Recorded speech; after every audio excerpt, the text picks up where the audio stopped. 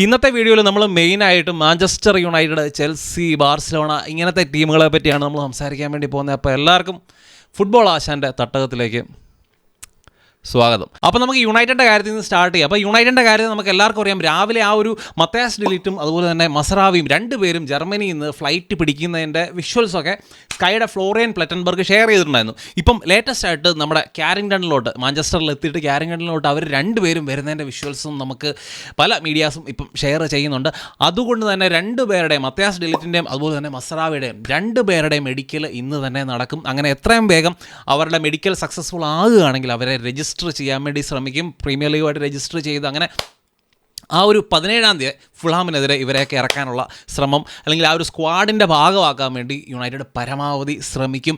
ഈ ഒരു ഡീലിൻ്റെ കാര്യത്തിൽ ഇന്നലെ ചെറിയൊരു പ്രശ്നം ഉണ്ടായിരുന്നു. കാരണം വാൻ ബിസാക്കയും യുണൈറ്റഡും തമ്മിൽ ആ ഒരു കോമ്പൻസേഷൻ ഫീയുടെ കാര്യത്തിൽ ചെറിയൊരു ഉടക്കം അങ്ങോട്ടും ഇങ്ങോട്ടും ഉണ്ടായി. അങ്ങനെ അറ്റ്ലാസ്റ്റ് യുണൈറ്റഡ് കുറച്ച് വിട്ടുവീഴ്ചയൊക്കെ നടത്തി £5 മില്യൺ വാൻ ബിസാക്കയ്ക്ക് കൊടുത്ത് പ്രശ്നങ്ങളൊക്കെ സോൾവ് ചെയ്ത് പുള്ളിയും പോയിട്ടുണ്ട്.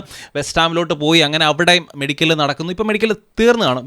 രാവിലെ റിപ്പോർട്ട് ചെയ്യുന്നുണ്ടായിരുന്നു മെഡിക്കൽ നടന്നുകൊണ്ടിരിക്കുകയാണ്. ഇപ്പോൾ ഏതായാലും അവിടുത്തെ മെഡിക്കൽ ഏതായാലും ഫിനിഷ് ആയി കാണും. ആ ഡീലും ആ ഒരു സൈഡിൽ സ്മൂത്തായിട്ട് നടക്കുന്നു. ഈ ഒരു ഡിലിറ്റ് മസറാവിയുടെ കാര്യത്തിൽ കുറച്ച് കൺസേൺസ് ഉണ്ട്. അത് പല യുണൈറ്റഡിൻ്റെ എക്സ് പ്ലെയേഴ്സ് പറയുന്നുണ്ട്. പോൾ സ്കോൾസ്, ഫെർഡിനാൻഡ് ഇങ്ങനത്തെ കളിക്കാരൊക്കെ വന്നിട്ട് ഡിലിറ്റിൻ്റെ മസറാവിയുടെയും കാര്യമൊക്കെ പറയുന്നുണ്ട്. ഇവരുടെ ഇഞ്ചുറിയുടെ പ്രശ്നങ്ങൾ, അതുപോലെ തന്നെ ഇവരുടെ പെർഫോമൻസ് കഴിഞ്ഞ കുറച്ച് വർഷങ്ങളായിട്ട്, ഇപ്പോൾ ഡിലിറ്റിൻ്റെ കാര്യം തന്നെ നോക്കി കഴിഞ്ഞ കുറച്ച് വർഷങ്ങളായിട്ട് യുവൻറ്റസ് അതുപോലെ തന്നെ ബയേൺ രണ്ട് വലിയ ടീമുകളിൽ പോയിട്ടും അവിടെ ഒരു ഫസ്റ്റ് ടീം പ്ലെയറായി മാറാൻ ഇവർക്ക് പറ്റിയിട്ടില്ല. പിന്നെ ഇഞ്ചുറി കൺസേൺസ് അങ്ങനെയൊക്കെ കൊണ്ട് ഈവൻ ബയേണിൽ നമുക്കറിയാം ഡയറൊക്കെ വന്നിട്ട് ഡയർ ഈ ഒരു പ്ലെയറിനെ ഡിലിറ്റിനെ ബെഞ്ചിലിരുത്തിയ ഒരു മനുഷ്യനാണ്. അപ്പോൾ അങ്ങനത്തെ പല കാര്യങ്ങളും മുന്നോട്ട് പലരും പറയുന്നുണ്ട്. പക്ഷേ എന്നെ സംബന്ധിച്ച് ഈ രണ്ട് പ്ലെയേഴ്സിൻ്റെയും എബിലിറ്റി വൈസ് എനിക്ക് യാതൊരു ഡൗട്ടും ഇല്ല. പക്ഷേ ഇഞ്ചുറി ഒരു പ്രശ്നം തന്നെയാണ്. കഴിഞ്ഞ സീസണിൽ ഡിലിറ്റ് 80 ദിവസങ്ങൾ മിസ് ചെയ്തു. ഏകദേശം 20 മാച്ചസ് 80 ദിവസങ്ങൾ പുറത്തിരുന്നു. അങ്ങനെ 20 മാച്ചസ് ബയേണിന് വേണ്ടി മിസ് ചെയ്തിട്ടുണ്ട്. അതുപോലെ മസറാവിയും ഏകദേശം 90 ദിവസത്തോളം പുള്ളി പുറത്ത് ഇരുന്ന് 10-20 മാച്ചിൻ്റെ അടുത്ത് പുള്ളിയും മിസ് ചെയ്തിട്ടുണ്ട്. അപ്പോൾ രണ്ടുപേരും ഇഞ്ചുറി പ്രോണാണ്. കൺസിസ്റ്റൻ്റ് ആയിട്ട് ഡിലിറ്റിന് നീ ലിഗമെൻ്റ് ഇഞ്ചുറി എന്ന് പറയുന്ന പ്രശ്നം ഡിലിറ്റിനുണ്ട്. അതുപോലെ തന്നെ മസറാവിക്ക് മസിൽ ഇഞ്ചുറി കണ്ടിന്യൂസ് ആയിട്ട് വരുന്നുണ്ട്. അപ്പോൾ ഇത് വലിയ കൺസേൺ ആണ്. യുണൈറ്റഡ് അതുപോലെ തന്നെ പ്രീമിയർ ലീഗിൻ്റെ ആ ഒരു ഇൻറ്റൻസിറ്റി, അപ്പോൾ അങ്ങനത്തെ വലിയ ഹൈ ഇൻറ്റൻസിറ്റി ലീഗിൽ വരുന്നു. ടെൻ ഹാഗിൻ്റെ ട്രെയിനിങ് മെത്തേഡ്സ് എന്നൊക്കെ പറയുന്നത് അതും പലരും ക്വസ്റ്റ്യൻ ചെയ്യുന്നുണ്ട്. ഭയങ്കര ഇൻറ്റൻസ് ആയിട്ടുള്ള ട്രെയിനിങ് മെത്തേഡ്സ് ആണെന്നൊക്കെ. അപ്പോൾ അങ്ങനത്തെ പല ഫാക്ടേഴ്സും ശരിക്കും പറഞ്ഞാൽ ഇവരുടെ ഫിസിക്കൽ കണ്ടീഷന് എഗൻസ്റ്റ് ആണ്. പക്ഷേ ഇവരിവിടെ വന്നിട്ട് ആ ഒരു സംഭവത്തെ, ആ ഒരു ഇഞ്ചുറി പ്രശ്നത്തെ അവർ ഓവർകം ചെയ്ത് കഴിഞ്ഞാൽ ശരിക്കും യുണൈറ്റഡിന് നല്ല രണ്ട് പ്ലെയേഴ്സിനെ ആയിരിക്കും കിട്ടാൻ വേണ്ടി പോകുന്നത്. പിന്നെ നമ്മൾ ചെൽസിയുടെ കാര്യം നോക്കി നമുക്ക് എല്ലാവർക്കും അറിയാം, ചെൽസി ഓടിയാണെന്ന് പ്ലെയേഴ്സിനെ സൈൻ ചെയ്യുന്നു, ഓടിയാണെന്ന് പ്ലെയേഴ്സിനെ വിൽക്കുന്നു. എന്നാലും ഇപ്പോഴും ചെൽസിയുടെ ആ ഒരു ഫസ്റ്റ് ടീമിൽ ഏകദേശം 40-45 പ്ലെയേഴ്സ് ഉണ്ടെന്നാണ് പറയപ്പെടുന്നത്. അപ്പോൾ അതുകൊണ്ട് തന്നെ പല പ്ലെയേഴ്സിനും ആ ഒരു ഫസ്റ്റ് ടീമിൻ്റെ ഫെസിലിറ്റി യൂസ് ചെയ്യാൻ പറ്റത്തില്ലാത്ത സ്ഥിതിയാണ്. അവിടെ പ്ലെയേഴ്സിനൊന്നും ജിമ്മിൽ അടിക്കാൻ ഡമ്പലില്ല, മറ്റേ ലെഗ് പ്രസ് ചെയ്യാൻ സാധനം കിട്ടുന്നില്ല. അപ്പം രാവിലെ ലൈൻ നിന്ന് കഴിഞ്ഞാൽ ഉച്ചയ്ക്ക് ആകുമ്പോഴാണ് കിട്ടുന്നതാണ് പറയുന്നത്. ഞാൻ തമാശ പറഞ്ഞാണ്, നിങ്ങൾ സീരിയസ് ആയിട്ട് എടുക്കല്. അപ്പോൾ അങ്ങനത്തെ ഭയങ്കര ഒരു പ്രശ്നം തന്നെയാണ്. ഇത്രയും ആൾക്കാരുള്ളതുകൊണ്ട് തന്നെ പല പ്ലെയേഴ്സിനെയും ഇപ്പം ഫസ്റ്റ് ടീം ഫെസിലിറ്റി യൂസ് ചെയ്യുന്നതിൽ നിന്നും ബ്ലോക്ക് ചെയ്തിരിക്കുകയാണ്. ഇൻക്ലൂഡിങ് നമ്മുടെ അർമാഡോ ബ്രോഹ, അതുപോലെ തന്നെ ട്രെവർ ചലോവ ഇങ്ങനത്തെ പ്ലെയേഴ്സിനെയൊക്കെ ഇപ്പോൾ ആ ഒരു ഫസ്റ്റ് ടീം ഫെസിലിറ്റി അങ്ങോട്ട് ചെല്ലുന്നതിൽ നിന്നും വിലക്കിയിരിക്കുകയാണ്. അപ്പോൾ അവരെ എങ്ങനെയും വിൽക്കാനുള്ള ശ്രമം ചെൽസി ഓടി നടക്കുന്നുണ്ട്. അതിൻ്റെ കൂട്ടത്തിൽ ഇന്നലെ വന്ന വേറൊരു ന്യൂസാണ്. നമുക്ക് എല്ലാവർക്കും അറിയാം, കോണർ ഗാലഗറിനെ ഇവർ അത്ലറ്റിക്കോ മാഡ്രിഡിന് വിറ്റു. അതുകൊണ്ട് തന്നെ അവിടുന്ന് തിരിച്ചിങ്ങോട്ട് സാമു ഒമറോഡിയോൺ എന്ന് പറയുന്ന ആ ഒരു 10-20 വയസ്സുള്ള ആ ഒരു സ്ട്രൈക്കറിനെ ഇങ്ങോട്ട് കൊണ്ടുവരാൻ വേണ്ടി അവർ ശ്രമിക്കുന്നു.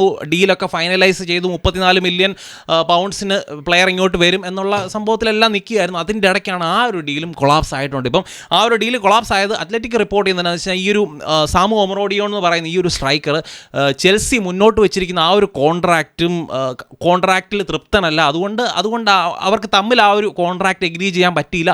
അതുകൊണ്ടാണ് ഡീല് കൊളാപ്സ് ആയത് എന്ന് അത്ലറ്റിക്കോ മാഡ്രിഡ് പറയുന്നു. പക്ഷേ ഗോളൊക്കെ വീണ്ടും റിപ്പോർട്ട് ചെയ്യുന്നതിന് വെച്ചാൽ ഈ ഒരു പ്ലെയർ ഇപ്പം റീസെൻ്റ്ലി നമ്മൾ നോക്കിയാൽ ഒളിമ്പിക്സിൽ സ്പെയിനെ റെപ്രസെൻറ്റ് ചെയ്ത് കളിച്ചുകൊണ്ടിരിക്കുകയായിരുന്നു. ഫൈനലിൽ ഒമറോഡിയോൺ കളിക്കാൻ ചെന്ന് വെച്ചാൽ പുള്ളിക്ക് ഇഞ്ചുറി ആയിരുന്നു. അതുകൊണ്ട് പുള്ളി കളിച്ചില്ല. അങ്ങനെ സ്പെയിൻ പോയിട്ട് ഗോൾഡൊക്കെ ജയിച്ചു. പക്ഷേ അവിടുന്ന് ഗോൾഡ് മെഡലൊക്കെ മാച്ചൊക്കെ കഴിഞ്ഞിട്ട് നേരെ പുള്ളി ലണ്ടനിൽ വന്ന് മെഡിക്കലിൽ നിന്ന് കഴിഞ്ഞപ്പോഴത്തേനും പുള്ളിക്ക് ഇഞ്ചുറി ഇഷ്യൂസ് ഉണ്ട്. അതുകൊണ്ടാണ് ചെൽസി സൈൻ ചെയ്യാത്തത് എന്നുള്ള രീതിയിൽ ഗോളും റിപ്പോർട്ട് ചെയ്യുന്നുണ്ട്. എന്താണ് ആക്ച്വൽ റീസൺ എന്നുള്ളത് സ്റ്റിൽ അവ്യക്തം എന്ന് തന്നെ പറയാം. ഈ രണ്ട് കാര്യങ്ങളും രണ്ട് മീഡിയാസ് പറയുന്നുണ്ട്. അതുകൊണ്ട് എന്താണെന്നുള്ളതിനെക്കുറിച്ചൊരു ക്ലാരിറ്റി ഇല്ല. എന്തായാലും ഡീല് കൊളാപ്സ് ആയിട്ടുണ്ട്. അതുകൊണ്ട് തന്നെ ചെൽസി ഇപ്പം ആരെയും അത്ലറ്റിക്കോ മാഡ്രിഡിൽ നിന്ന് സൈൻ ചെയ്യാൻ വേണ്ടി നിൽക്കുകയാണ്. അതിൻ്റെ ഭാഗമായിട്ട് അവർ നേരത്തെ ലോണിൽ കൊണ്ടുവന്നിട്ടുള്ള ജോവോ ഫെലിക്സിനെ എങ്ങനെയും ഇങ്ങോട്ട് കൊണ്ടുവരാൻ വേണ്ടി അല്ലെങ്കിൽ മേടിക്കാൻ വേണ്ടി ശ്രമിക്കുന്നു. 50 മില്യൺ യൂറോസാണ് അത്ലറ്റിക്കോ മാഡ്രിഡ് ജോവോ ഫെലിക്സിന് ഇട്ടിരിക്കുന്ന വില.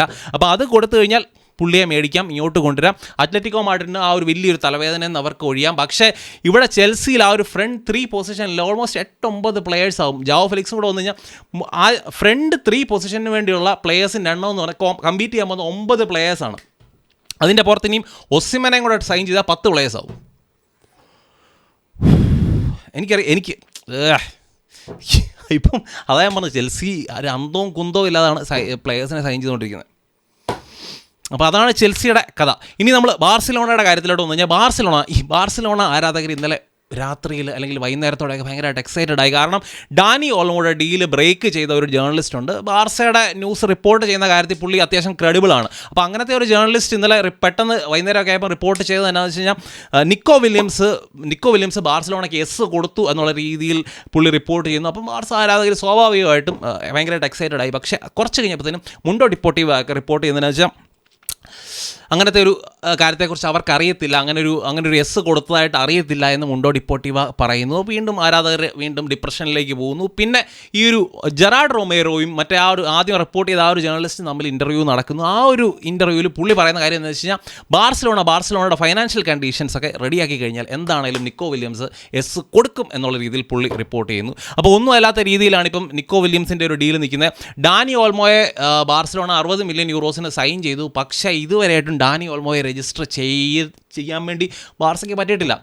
അപ്പോൾ അങ്ങനത്തെ ഒരു സിറ്റുവേഷൻ നിൽക്കുമ്പോൾ എങ്ങനെ നിക്കോ വില്യംസ് ഗ്രീൻ ലൈറ്റ് കൊടുക്കുമെന്നാണ് പറയുന്നത്. അപ്പോൾ ഈ നിക്കോ വില്യംസിൻ്റെ കാര്യം ശരിക്കും പറഞ്ഞാൽ ഓരോ ദിവസം ചെല്ലും തോറും കോംപ്ലിക്കേറ്റഡ് ആയിക്കൊണ്ടിരിക്കുകയാണ്. ഒരു സൈഡിൽ ബാർസയുടെ ഫൈനാൻഷ്യൽ സിറ്റുവേഷൻ, അപ്പുറത്തെ സൈഡിൽ അത്ലറ്റിക് ക്ലബിന് അവർക്ക് വിൽക്കണമെന്നില്ല ഈ ഒരു പ്ലെയറിനെ. അപ്പം പുതിയതായിട്ട് പുള്ളിക്ക് നമ്പർ 10 ഷർട്ട് കൊടുക്കുന്നു, പുതിയ കോൺട്രാക്ട് ഓഫർ ചെയ്യുന്നു. അങ്ങനെ പുള്ളിയുടെ റിലീസ് ക്ലോസ് ഇവർക്ക് കുറേയും കൂടെ കൂട്ടി വെച്ച് കുറേയും കൂടെ കാശ് മേടിച്ചെടുക്കണം. ഈ ഒരു 58 മില്യനൊക്കെ ശരിക്കും പറഞ്ഞാൽ അവരെ സംബന്ധിച്ച് ഈ ഒരു പ്ലെയറിന് 58 മില്യൺ കിട്ടുക എന്ന് പറയുന്നത് അവരെ സംബന്ധിച്ച് അത് കുറവാണെന്നാണ് അവർ പറയുന്നത്. അതുകൊണ്ട് മാക്സിമം കാശ് അടിച്ച് മാറ്റാൻ വേണ്ടി പുതിയ കോൺട്രാക്ട് ഓഫർ ചെയ്യും, പല മോഹന വാഗ്ദാനങ്ങൾ ഈ ഒരു പ്ലെയറിന് മുന്നിൽ കൊടുക്കും. അതിൻ്റെ ഭാഗമായിട്ടാണ് നമ്പർ 10 ഷർട്ടൊക്കെ കൊടുത്തിരിക്കുന്നത്.